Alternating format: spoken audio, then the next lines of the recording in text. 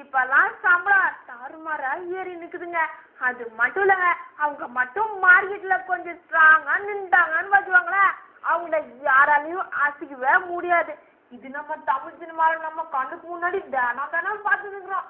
படங்க திடீர்னு பாத்தீங்கன்னா செமையா ஹிட் ஆகி போதே, அவங்க மார்க்கெட்டு ஏற்றுனே போது கையில அவங்களும் புரியவே முடிய மாட்டேங்குது. இப்படி போயிருக்கு சொல்ல இப்ப அடுத்த சூப்பர் ஸ்டார் யாரு அப்படிங்கிற பிரச்சனையும் கோடம்பாக்கத்துல ரொம்ப நாளா போயிருக்கு. அது யாருக்குள்ள பாத்தீங்கன்னா தளபதி சேர்ந்து அடிச்சா எப்படி இருக்கும்? சான்ஸே இல்ல மச்சான். தலை வேற தளபதி வேறடா, ரெண்டும் ஒண்ணு சேரவே முடியாதுன்ற. இதுக்காக பாத்தீங்கன்னா நம்ம ரஜினிக்கே போட்டி போற அளவுக்கு ஒரு ஹீரோ வந்து நிக்கிறாருங்க. அவரு யாருன்னா அவரே தாங்க நம்ம தலை.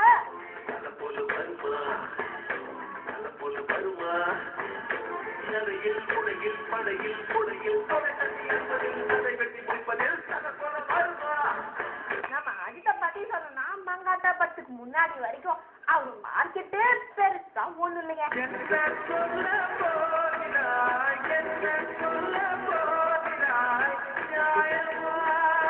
ஆனா மங்காத்தா படத்துக்கு அப்புறம் ஆரம்பம் வீரோட எல்லா படமும் வரிசையா ஹிட் ஆகும். சும்மா இன்னும் மாதிரி அவரு மார்க்கெட்டு எதிரி நிக்குது.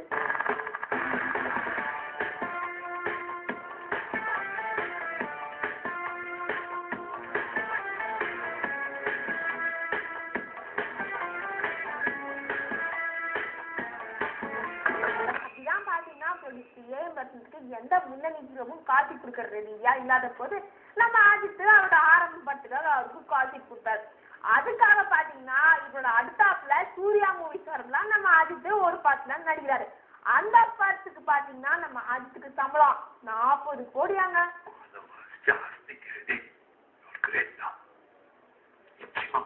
இந்த படத்துக்கு அடுத்தாப்புல நம்ம அஜித் வேற ஒரு கம்பெனிக்கு ஒரு படத்தை பண்ணி கொடுக்க போறாராம். அதுக்கப்புறம் திரும்பவும் ஏஎம் ரத்னத்துக்கிட்ட இன்னொரு படத்துக்கு கமிட் ஆக போறாருன்னா பேசிக்கிறாங்க வெளியில.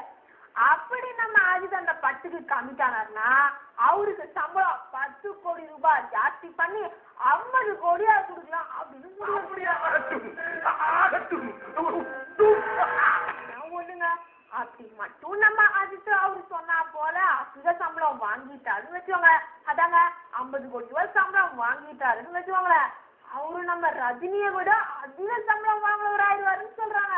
அது மட்டும் இல்லைங்க, இது வரைக்கும் பாத்தீங்கன்னா இந்தியாவுல அதிக சம்பளம் வாங்குற ஒரு ஹீரோ அப்படின்னா ரஜினியை தான் சொல்லிருந்தாங்க.